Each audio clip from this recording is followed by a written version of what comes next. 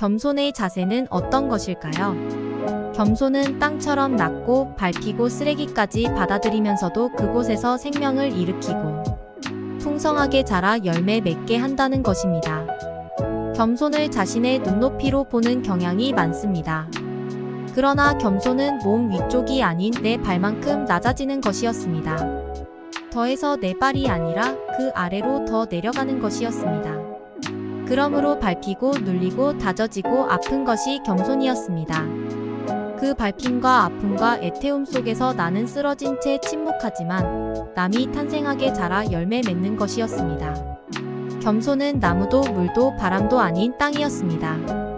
겸손이란 참으로 자신 있는 사람만이 갖출 수 있는 인격입니다. 자신과 자부심이 없는 사람은 열등의식이나 비굴감은 있을지언정 겸손한 미덕을 갖추기 어렵습니다.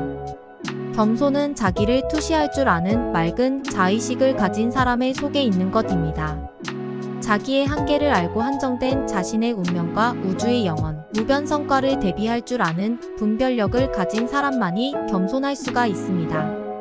또한 겸손은 생명 있는 모든 것, 혹은 무생물의 모든 것까지 애련히 여기는 마음에서 유래하는 것이며 그들의 존재함에 대한 외경심에서 비롯하는 것입니다. 자연의 모든 뜻 옆에 있는 사람이나 사물을 모두 스승으로 삼아 가르침을 얻고자 하는 겸허함을 가진 이의 삶은 경건합니다. 경건한 삶을 사는 사람은 함부로 부안해동하지 않으며 함부로 속단하지 않으며 운명을 수긍하고 인내하고 사랑함으로써 극복하는 이입니다. 그런 사려 깊은 삶을 사는 사람을 우리는 사랑하지 않을 수 없을 것입니다. 살아오면서 많이 들었던 애기가 자만하지 말고 항상 겸손하라는 어른들의 가르침이었습니다. 친구를 교제함에 있어서 어느 정도 거리를 두면 상호간의 예의를 잊어버리는 일도 없고 남의 중상을 받는 일도 없을 것입니다. 세상에 나가서는 말을 조심하고 남의 결점을 비평하기 전에 자기 결점을 반성해야 합니다. 미국에 출장 가서 저녁에 파트너 집에 초대를 받아서 간 적이 있습니다. 그 파트너가 한국으로 출장을 오면 같이 국내 커스터머들을 방문하고 비즈니스를 만들어 가면서 자주 식사도 하곤 했는데 어느 날은 내가 우리 집으로 초대해서 우리 집 식구들과 같이 식사를 한 적이 있었습니다. 식구라야 와이프하고 어린 아들 하나였지만 제일 맛있는 소고기 부위를 준비해서 서울 하얏트 호텔에 가서 차를 타고 인천 부평에 있는 우리 집까지 비즈니스가 아니고 개인적인 이야기를 하면서 같이 식사를 하기 위해서 초대했던 것입니다. 그 파트너는 자기 와이프를 동반해서 같이 저녁 식사를 초대해서 나와 같이 식사를 했는데 미국에서 이런 일은 처음이었습니다. 아마도 내가 한국에서 우리 집에 초대해서 같이 식사를 한 것 때문에 그 파트너도 와이프를 동반해서 나를 저녁 식사에 초대한 거로 보였습니다. 그 파트너는 와이프와 같이 얘기를 하면서 나와 와이프에게 비즈니스 중에는 그렇게 개인적인 얘기를 별로 많이 나누지 못했지만 그 파트너가 내게 한국에서 20년 정도 비즈니스로 다니다 보니까 한국인들은 지나치게 겸손한 것 같다고 말을 했습니다. 한국인들은 어릴 때부터 교만하지 말고 항상 겸손하라고 어른들한테 자주 그런 말을 들어서 그럴 수도 있습니다. 잘하고 있으면서도 칭찬을 하면 더 잘하지 못한 것에 미안함을 느끼고 못한 것에 대해서는 자신이 생각한 것보다 더 못했다고 자책하는 것을 본다고 했습니다.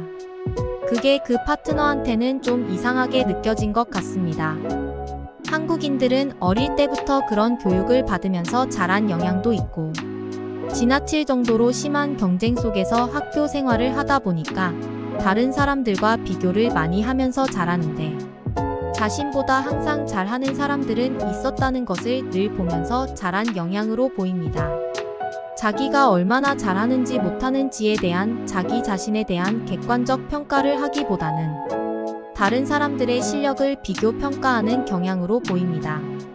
사람마다 우선으로 생각하는 것은 다르기 때문에 이 또한 달라야겠지만 한국인은 스스로 칭찬해주고 자신만의 자존감을 가지는 것이 필요합니다. 법에 비추어서 어긋나는 행위를 죄라고 말합니다. 보통의 사람들은 세워진 법과 질서를 지키고 있으며 법에 비추어 볼 때 별로 큰 죄를 짓지 않고 살아가는 사람들이 더 많이 있습니다. 내가 무슨 죄가 있어? 그런 말을 자신 있게 할 수 있는 것은 법의 결과로 나타난 죄가 없다는 말이 됩니다. 내가 누림으로 해서 어느 한 사람이 심각한 피해를 보고 있다면 법의 결과로 나타나는 죄는 없을지라도 사실 나타나는 죄보다 더 큰 죄를 짓고 있는 사람입니다. 그렇다고 내 것을 다 줄 수는 없습니다. 설령 내 것을 다 내어준다 할지라도 관계 속에서 내 말과 행동으로 다른 사람의 마음을 상하게 할 수 있습니다. 사람은 만물의 영장입니다. 자기들 스스로는 만물의 영장이라고 하면서 세상에 있는 만물이 평안하게 살 수 있게 하지 못한다면 죄를 짓고 있는 사람입니다. 사람이 죄를 안 질 수 있는 것이 아니라 자기 죄를 깨달음으로 해서 사람 앞에 그리고 신 앞에서 겸손하게 살아갈 수 있습니다. 불교를 믿던 친구와 애기 중에 하심이라는 단어가 생각이 났습니다. 하심. 나를 내려놓는다 또는 나를 낮춘다는 의미로 보면 겸손과 일맥상통합니다. 살면서 자신감, 겸손, 하심의 기준을 어디에 두어야 할지 모르겠습니다. 매사에 자신감을 갖고 열심으로 노력하고 겸손하며 교만해지지 않으려면 어떻게 해야 하는지요? 자신감은 말 그대로 자기 자신에 대한 믿음과 확신이 자기 자신이 절대자 및 부처, 하나님이라는 확신과 믿음 속 전지전능한 힘이 있어 하려고 하면 무엇이든 못할 것이 없고 모든 의지와 뜻이 자기 자신 안에서 일어나는 것과 같이 밖으로 현현하려고 하면 할 수 있다는 자기 자신에 대한 자신감 있어야 하고 겸손은 나 이외 상대방을 사랑하고 배려하고 이해하고 절대자 또는 부처님 하나님이라 인식하고 꼭 아닐지라도 누구든 상대방에 대한 선입견을 가지지 않으며 있는 그대로 존경 존중하고 존중 소중히 할 때 자연 겸손하게 될 것입니다. 겸손할 때 자연 마음은 하심을 갖는 것 아닌가 싶지요.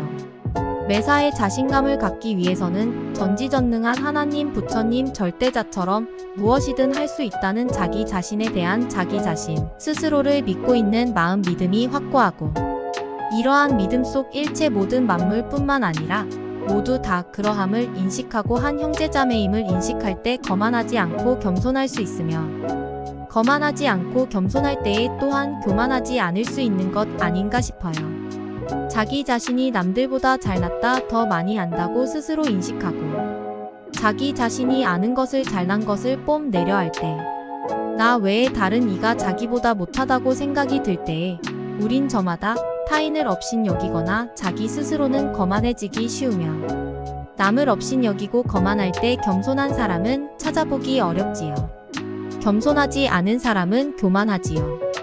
매사에 자신감을 갖고 열심히 노력하고 겸손하고 교만하지 않으려면 스스로 절대자 하나님 부처님임을 인식하고 지칭한 이름들의 전지전능한 능력 힘이 밖으로 화현되지 못하는 것은 자기 자신이 가지고 있는 업 때문이며 업으로 인해서 거만해지고 교만해짐을 생각 인식하고 업의 파노라마를 인식하고 업의 파노라마를 넘기 위하여 꾸준히 노력할 때 앞에서 말한 것처럼 겸손할 수 있으며 하심할 수 있는 것 아닌가 싶어요.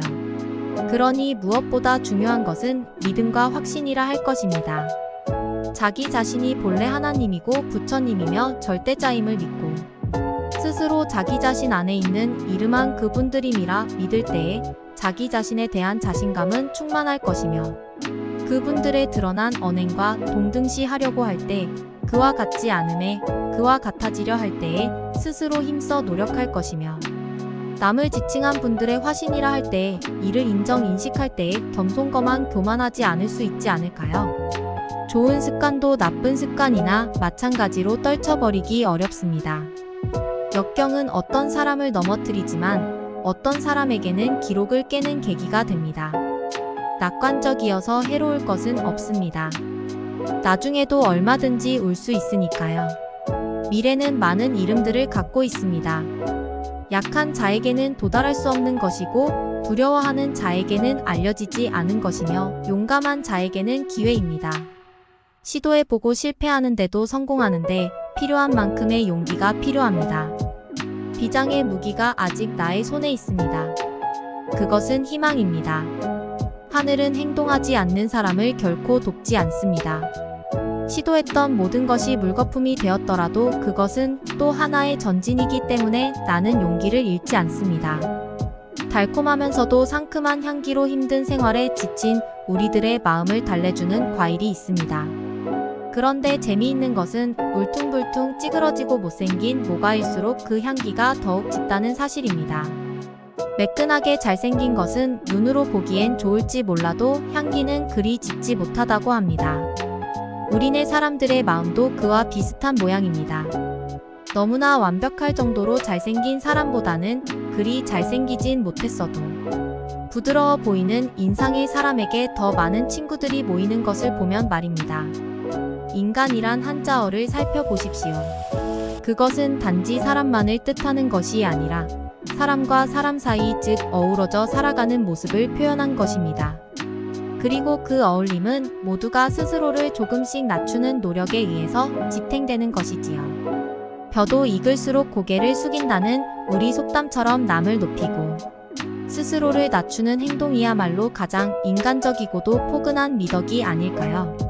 물론 겸손하다는 것이 무조건 자기를 내보이지 않고 무조건 제 뜻을 주장하지 않고 또 무조건 스스로를 감추는 것은 아닙니다. 그런 것은 복종일 뿐입니다. 진정한 겸손이란 자신을 자신답게 아는 것과 함께 다른 사람들도 똑같은 인격자로 대우할 때만 이루어질 수 있습니다. 허세가 없고 오만하지 않은 자존심, 따뜻하지만 약하지 않은 마음을 바탕으로 할 때 진정 겸손한 행동이 나타날 수 있는 것이지요. 바다가 이 세상에 그 무엇보다도 넓은 까닭은 그것이 어떤 강이나 냇물보다도 낮은 곳에 있기 때문입니다. 부드럽고 온화하게만 느껴지는 물이 단단한 바위를 달아 없앱니다. 이처럼 스스로를 낮추고 겸손하게 행동하는 것은 결국 자신의 생활을 더욱 강하게 만들어줍니다. 그것은 교만하지 않게 세상을 밝은 눈으로 바라볼 수 있는 지혜를 안겨주기도 합니다.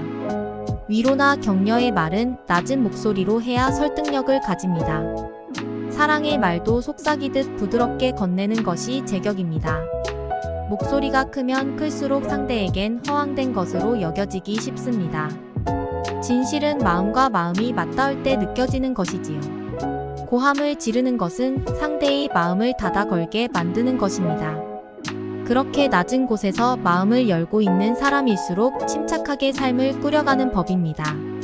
더욱 현명한 사람은 주위의 사람들을 달래고 북돋워주며 분위기를 부드럽게 이끌기도 하지요.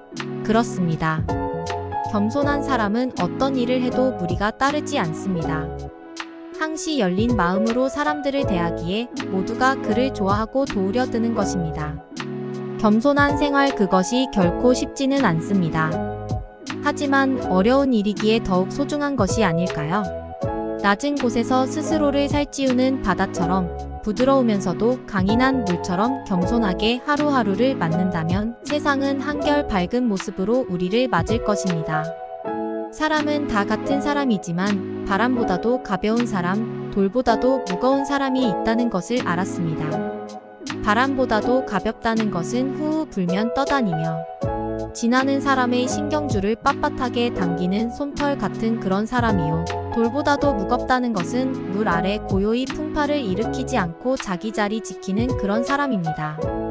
가볍고 무겁다는 건 마음 무게요. 마음 무게는 말과 행동으로 표출됩니다. 표출되는 빛과 그림자는 겸손함과 경솔함으로 나타나고 경솔함은 상대 마음에 상처를 입힙니다. 문제는 자기 스스로 자기 무게를 모른다는 것. 언제나 저울 위에 올려놓고서 스스로의 기울기를 재보아야 합니다. 이것이 나 아닌 또 하나의 나입니다. 겸손은 살아가는데 약이고 경솔은 살아가는데 독입니다. 미국의 시인 에머슨이 어렸을 때 일입니다. 서재에서 책을 보고 있던 아버지에게 소년 에머슨은 큰 소리로 외쳤다. 아빠 좀 도와주세요. 이 송아지가 말을 안 들어요. 송아지를 외양간에 넣으려고 이런저런 방법을 써보았지만 송아지는 꿈쩍도 하지 않았다. 아버지는 송아지를 앞에서 잡아당겨 보았다. 그러나 송아지는 앞다리로 버팅기며 뒤로 물러났다. 내가 뒤에서 밀어보렴. 아버지는 앞에서 당기고 소년 에머슨은 뒤에서 밀어보았지만 역시 헛수고였다. 둘은 그만 지쳐 그 자리에 털썩 주저앉고 말았다. 이때 그 광경을 지켜보던 늙은 하인이 달려왔다. 그녀는 자기의 손가락 하나를 송아지의 입에 물려주었다. 그러자 송아지는 젖을 빨듯이 손가락을 빨기 시작했다. 하인이 자기 손가락을 송아지에게 물린 채로 뒷걸음질을 치자 송아지는 아무런 저항 없이 순순히 따라왔다. 아버지와 아들이 힘을 합해도 할 수 없었던 일을 늙은 하인은 아무 어려움이 없이 해냈던 것이었다. 이 일은 어린 에머슨에게 깊은 인상을 주었다. 무력보다는 온유가 더 큰 힘이라는 사실, 그리고 이 세상 모든 사람에게서 배울 것이 있다는 사실을 깨달았다. 미국 하버드 대학의 램지어 교수가 일본의 자금을 받고 사주받아 한국의 징용공이나 노동자, 그리고 일본의 각종 만행에 대한 조작, 선동질을 일삼는 내용을 학문의 자유라는 구실로 논문이라는 것을 내어놓으려다가 무리를 일으키고 있습니다. 사실도 아니고 진실도 아니며 단지 일본 정부와 일본인에 의해 조작된 혐한 서적을 근거라고 제시하면서 학문의 자유를 주둥이 까는 게 역겹습니다. 우리나라는 20세기를 일제강점기에 대한 일본의 잔재를 지우는데 다 소비했다고 해도 부족하지 않을 경험을 했습니다. 그리고도 아직도 일본인들에 의해 교육받은 사람들의 식민사관을 다 벗어 던지지 못하고 있습니다. 일본이 서구 문물을 우리보다 100년 정도 먼저 받아들여서 빨리 개화를 한 것 말고는 우리와 비교해서도 떨어지는 문화와 경제력을 가지고 있었습니다. 그러나 우리나라가 일제의 강점기를 통해 식민 시기를 거치면서 열등한 일본인들의 민족주의 역사관에 의해 교육을 받아 일본의 정체성론과 타율성론을 추종하는 사람들이 있습니다. 일본 민족주의 식민사학자들이 주장한 정체성론과 타율성론은 단지 일본이 한국을 침략하고 노략질을 하며 식민지로 삼은 것에 대한 합리화를 위해 조작되어진 논리일 뿐입니다. 역사는 승자에 의해서 조작이 되어지는 것이고 결과가 원인을 만들어내는 것일 뿐입니다.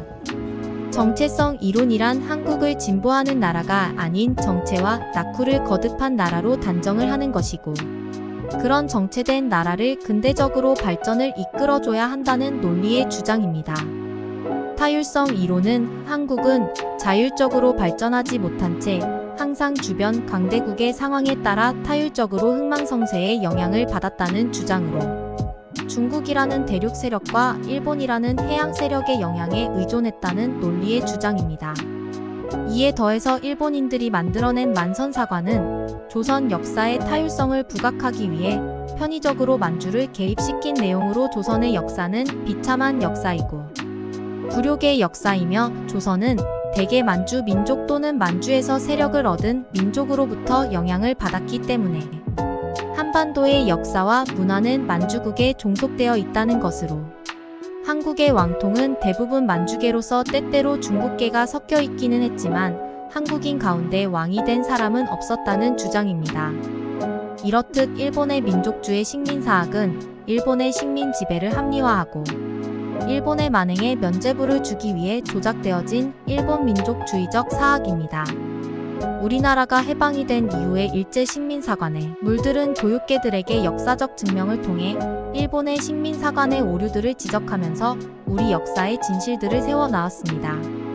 고조선의 역사를 증명하고 태고 시절부터 지금 중국의 많은 지역까지 지배를 했던 우리 민족의 흔적을 찾아내서 증명을 하고 중국이 광분하는 동북 공정을 깨뜨리고 있으며 조선 후기 실학에서 보이는 근대 지향서, 조선 내부에 내재되어 있는 근대성 등을 근거로 내재적 발전론을 주장해 왔습니다. 한국은 자주적인 나라였고 정체되어 있던 것이 아니라 남을 침략하거나 역사를 조작하지 않고 우리나라를 보존하는데 역점을 두었던 나라였음을 보여주는 것입니다. 일본의 조작된 식민사학을 깨부수기 위해서 반 100년의 시간을 들여서 증명해야 했고 그걸 다시 찾는데 많은 시간을 들인 것이 안타까운 일입니다. 그럼에도 불구하고 아직도 일본 식민사관의 잔재가 우리 주위에 뿌리 깊게 남아있으며 한국 근대화가 일본에 의한 것이라는 주장을 하는 역사학자들이 남아있다는 사실은 부끄러운 단면입니다. 자만하지는 말아야겠지만 자존까지 버리는 사람은 학자라는 간판을 달고 이 나라의 이민족으로 살아갈 자격이 없습니다. 역사는 승자에 의해서 승자를 위해 미화되어지게 씌어지고 남아서 후대에 전해집니다. 지금 우리가 이 틀린 사실들을 바로 잡지 못한다면 우리의 후손들은 잘 못된 사실 아래서 역사를 배우게 될 것입니다. 중국이나 일본이 늘 하는 짓거리는 거짓말도 100번을 하면 사실이 된다는 헛된 믿음으로 계속 주접을 떠는 데 있습니다. 또 그렇게 거짓말을 들은 것을 믿는 등신들이 있는 것도 사실입니다. 우리나라에 대해서 긍정적인 면을 강조하면 국뽕이라고 자만한 것으로 몰아붙이기도 하지만 자존감을 가지는 데는 그런 민족주의 역사관이 필요합니다. 그래서 중국이나 일본이 거짓된 조작을 스스럼없이 계속하면서 사실을 덮으려고 기를 쓰는 것입니다. 그런 자들과의 다툼에서는 그들보다 더한 방법을 사용해서라도 사실을 바로 잡아야 합니다. 지금 이 시대를 살아가는 대한민국인은 당당하게 자긍심을 가지고 자손들에게 자존감을 심어줘야 할 의무가 있습니다.